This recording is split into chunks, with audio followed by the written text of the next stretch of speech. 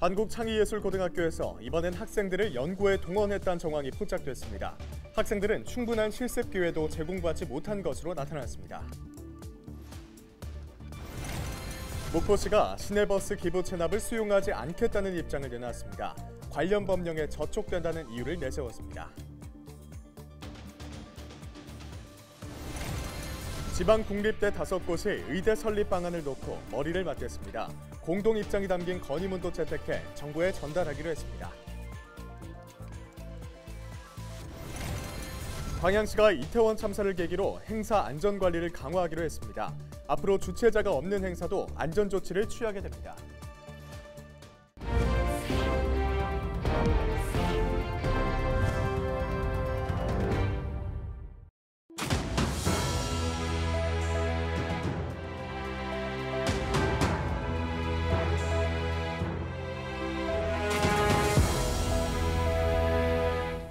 여러분 안녕하십니까? 헬로TV의 전남뉴스입니다.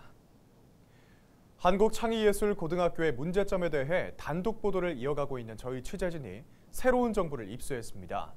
그동안 왜 교장이 예술고등학교의 특수성을 무시한 채 학생들의 실습 시간을 줄여 융합교육과정을 새로 만들었는지 의문이었는데요. 정부 국책과제인 연구 용역을 수행하기 위해 학생들까지 동원한 것으로 파악됐습니다. 서경 기자의 단독 보도입니다. 취재진이 입수한 정책연구과제 중간 보고서입니다. 공동 저자를 살펴봤더니 신홍주 한국창의예술고등학교 교장의 이름이 적혀 있습니다. 교장이 지난 2021년 국무총리 산하 공공기관인 경제인문사회연구회의 국가정책 연구에 참여한 겁니다. 이 연구는 국비 3천만 원이 지원되는 연구 용역의 성격을 지니고 있습니다. 보고서에는 한국창의예고를 융합교육의 모형으로 삼았다고 명시돼 있습니다. 실제 학생들이 창의 융합 수업을 받았던 예술의 이해나 신화공작소 같은 신설 교과목이 실려 있습니다. 보고서 말미에는 창의 융합 교육이 학생들의 선택권을 확대한다는 결론이 제시됐습니다. 새로 개설한 창의 융합 수업이 정부에서 연구비를 지원받아 용역을 수행하기 위한 목적으로 쓰인 겁니다. 연구 과정에서 윤리규범을 제대로 지키지 않았다는 의혹도 제기됐습니다. 학생들은 교장이 국책연구보고서를 작성한다는 사실을 알리지 않았고 동의도 구하지 않았다는 입장입니다. 또 보고서에 기재된 창의 융합교 과목을 무리하게 신설하면서 실기 연습 시간이 절반가량 줄었고 교사 부족 등 복합적인 문제가 더해지면서 학생들의 자퇴와 전학이 이어졌다고 주장합니다. 교장 선생님은 테크닉만 중요한 전공은 없다. 심지어 학과 개편을 하며 음악 전공 실기는 절반이 줄어들고 그 뒤로 학생들은 자퇴와 전학을 반복했고 학과 개편으로 많은 말들이 오고 가는 상황에도 저희는 입시를 준비해야 됐고 학계에서는 보통 논문을 쓰거나 연구에 임할 때 미국 심리학회인 APA가 제시한 기법을 따르고 있습니다. 여기에는 연구윤리 기준도 명시됐는데 연구 대상자의 기본권을 보호하기 위해 사전 조치를 해야 하고 연구자는 연구 과정에서 목적과 절차를 분명하게 설명한 뒤 사전 승낙을 얻어야 한다고 규정하고 있습니다. 전문가들은 교육이 학생의 일생에 영향을 미치는 만큼 실험 대상자뿐만 아니라 공교육 감독기관에서 검증이나 허가를 받아야 한다고 지적합니다. 이론 검증이 수행되지 않았으며 연구 방법과 실험 계획은 제시되지 않았고 연구 윤리 규칙은 지켜지지 않았습니다. 여러 면에서 그들의 연구에는 제가 보기에 심대한 결함들이 존재한다고 여겨집니다. 교육당국은 뒤늦게 학생들의 동의 없이 국책 연구가 이뤄졌다는 사실을 인지했지만 특별한 조치는 없었습니다. 저도 이제 책자는 살펴봤거든요. 200몇 페이지 중에서 40몇 페이지가 창의예술과 관련된 내용이었어요. 학교를 지원하고 법적인 거에 만났을 때 어떻게 관리 감독할 수 있는데 그 부분은 조금 어렵더라고요. 연구 보고서의 공동 저자로는 특혜 채용 의혹이 제기된 전 한혜종 총장의 딸 황모 강사도 포함됐습니다. 학부모들은 교장의 연구 보고서 작성 과정에서 학생들이 입시 피해를 본 만큼 국책과제를 발주한 연구소에 보고서를 취소해달라고 요청한 상태입니다. 취재진은 연구를 수행했던 교장의 입장을 듣기 위해서 열흘에 걸쳐 접촉을 시도했지만 연락이 닿지 않았습니다. 헬로티비 뉴스 서경입니다. 전남교육청이 학교 정상화를 위한 전담반 구성을 준비하고 있는 것으로 파악됐습니다. 전남교육청은 취재진과의 통화에서 한국창의예고에서 발생한 교사의 학생 고소 사건과 창의융합 교과목 신설 문제로 인한 도교육청과의 갈등 등 다양한 문제에 대해 인지하고 한국창의예고 정상화 전담팀 구성을 협의하고 있다고 밝혔습니다. 다만 전담팀 구성 완료 시점과 조사 범위 등에 대해선 아직 초기 구성 단계여서 확실하게 답변할 수 없다고 설명했습니다. 목포시가 시내버스 업체의 기부 체납 결정을 수용하지 않겠다는 입장을 내놨습니다.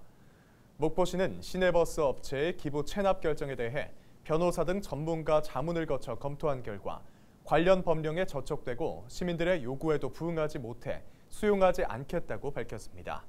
그러면서 시내버스가 멈춰선 원인은 연료비를 제때 내지 못한 업체 측에 있다며 기업 회생 절차를 밟아서라도 버스 운행을 정상화하라고 촉구했습니다.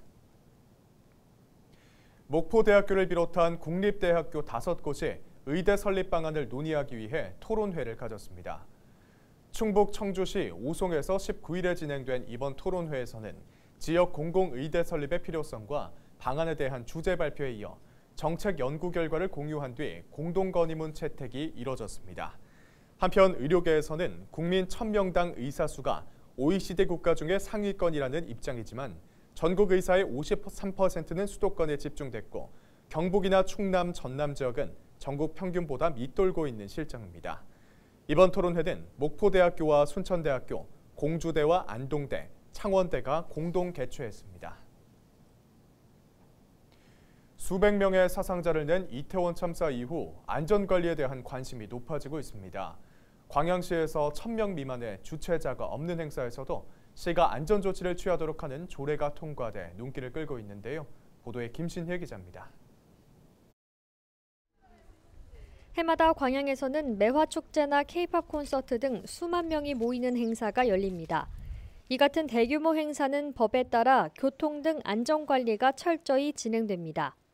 하지만 정월대보름 행사 등 1000명 미만이 모이는 행사의 경우 별도의 책임이나 예방조치 규정이 마련돼 있지 않습니다. 그런데 앞으로는 이 정도 규모의 행사에서도 안전관리가 강화됩니다. 상위법에는 적용되지 않는 500명에서 1000명 사이 인원이 몰릴 것으로 예상되는 행사에 대해서도 안전관리 방안을 마련하도록 하는 광양시 조례가 통과된 겁니다. 그 안전에는 지름길이 없습니다. 그러니까 하나하나 꼼꼼히 챙겨야 되는 게 물론이고요. 관계기관과 협조할 수 있는 그런 여건을 충분히 갖춰야 된다고 생각합니다. 조례에 따라 광양시의 책임과 권한이 한층 강화됐습니다. 광양시는 하루 전까지 안전점검을 실시해야 하고 점검 결과 보완이 필요할 경우 시정 조치를 내릴 수 있습니다. 또 안전에 위험하다고 판단될 경우에는 행사를 취소 또는 중단시킬 수 있습니다. 행사 주최자는 2주 전까지 안전관리 계획을 세워 광양시에 보고해야 합니다. 이번 조례는 특히 적용 대상에 주최자가 없는 행사도 포함됐다는 점에서 의미가 있습니다.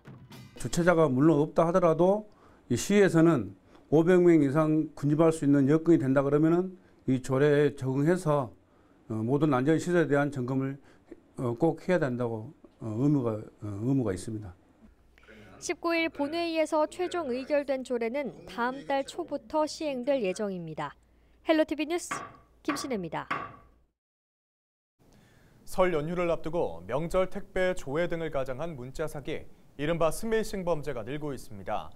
주로 명절을 노린 택배 사칭 문자가 많고 교통범칙금 조회 등 공공기관을 사칭한 문자도 많은데요. 출처가 분명하지 않은 메시지는 일단 의심부터 하는 것이 좋겠습니다. 이하영 기자입니다. 부재중 택배를 보관하고 있다는 내용에서부터 도로명 주소 불일치로 배송이 불가하다는 문자, 교통범칙금 과태료 조회 문자까지 얼핏 보면 택배 회사와 공공기관에서 보낸 것 같지만 모두 문자 사기, 이른바 스미싱입니다. 문자 메시지에 포함된 인터넷 주소를 누르는 순간 악성 앱이 깔리면서 개인정보와 금융정보 등이 유출돼 큰 피해를 볼 수 있습니다. 주로 택배 조회 문자나 교통범칙금 조회, 건강검진 관련 문자를 사칭한 피해 사례가 많은데요.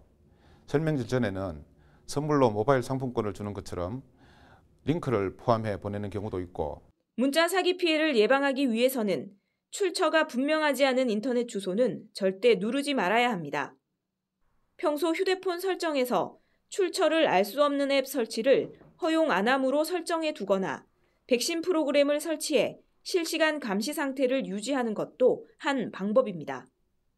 스미싱 피해가 의심될 경우에는 불법 스팸 대응 센터 118로 신고하면 24시간 무료로 상담받을 수 있습니다. 만약 실수로 클릭을 했다면 백신이나 악성 코드 탐지 앱을 이용하여 악성 앱 설치 여부를 확인 후 삭제해야 합니다. 안드로이드 폰이라면 경찰청에서 개발한 시티즌 코난을 이용하면 악성 앱 탐지부터 제거까지 할 수 있습니다. 스미싱 수법이 날로 교묘해지고 있는 가운데 경찰청은 모바일 앱인 사이버캅 등을 통해 예방 수칙과 피해 경보를 제공하고 설 연휴 기간 발생하는 악성 사이버 범죄에 대한 단속을 강화할 계획입니다. 헬로티비 뉴스 이하연입니다.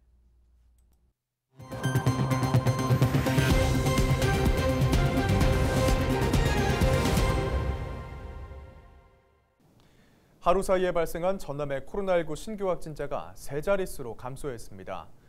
전남은 지난 18일 장흥과 강진을 제외한 나머지 지역에서 각각 2자릿수를 기록하는 등 22개 시군에서 968명의 신규 확진자가 나왔습니다. 일주일 전인 지난 12일과 비교하면 500여 명 감소한 수준입니다. 기존 확진자 중 사망자는 나오지 않았고 위중증 환자 13명이 치료를 받고 있습니다. 광주와 전남에서는 설 명절 연휴가 시작되기 하루 전에 교통사고가 가장 자주 발생한 것으로 나타났습니다. 한국교통안전공단 광주 전남 본부가 분석한 자료를 보면 최근 5년 동안 광주와 전남에서는 설 명절 연휴 기간에 모두 753건의 교통사고가 발생했고 연휴 전날이 244건으로 가장 많은 것으로 집계됐습니다. 이어 연휴 첫날과 셋째 날, 넷째 날과 둘째 날 순으로 조사됐습니다.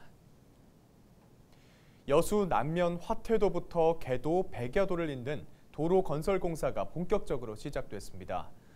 여수시는 화태에서 백야도로 건설 공사를 위한 국비 671억 원을 확보했으며 최근 아치교와 현수교 등 4개 해상교량의 공사가 시작됐다고 밝혔습니다. 화태에서 백야도로 건설 공사는 오는 2027년 완공될 예정입니다. 장흥군이 올해를 인구 늘리기 원년으로 삼고 인구 4만 명대 회복을 위해 주력할 방침입니다. 장흥군은 앞으로 5년 동안 추진할 인구정책 기본계획을 수립하고 인구 청년 정책과를 신설하는 등 지역 소멸 위기에 대응할 계획이라고 밝혔습니다. 맞춤형 인구 시책에는 기업 유치를 통한 일자리 창출과 청년 유입 기반 마련, 결혼과 출산 장려금 확대 등이 포함됐습니다. 강진군이 문화체육관광부가 주관하는 2023년 지역문화 활력 촉진 지원 사업에 선정됐습니다. 이번 사업은 문화 접근성이 낮고 인구 감소로 인해 활력이 떨어진 지역을 대상으로 국립예술단 공연 개최 등을 지원하는 사업입니다. 강진군은 2월부터 전문가들의 상담을 거쳐 지역 맞춤형 세부 추진 계획을 확정할 방침입니다. 여수시가 올해부터 만 0세부터 1세까지 영아가정에 지급하는 부모급여를 기존 월 35만 원에서 최대 70만 원까지 확대합니다. 지원 대상은 2022년 1월 1일 이후 출생한 영아를 둔 가정으로 만 0세의 경우 기존 월 70만 원이, 만 1세의 경우 월 35만 원이 지급됩니다. 부모급여 신규 신청은 읍면동 주민센터를 방문하거나 정부24 누리집 또는 행복출산 원스톱 서비스를 통해 가능합니다. 순천시가 종이형 지역상품권 할인율을 10%에서 5%로 낮췄습니다. 순천시는 당초 계획했던 상품권 판매액 재고가 조기 소진되면서 종이형 지역상품권 할인율이 하향 조정됐다고 밝혔습니다. 다만 모바일형 지역상품권은 예산 소진 시까지 10% 할인된 금액으로 특별 판매한다고 설명했습니다. 이상으로 뉴스를 마칩니다. 함께해 주신 여러분 고맙습니다.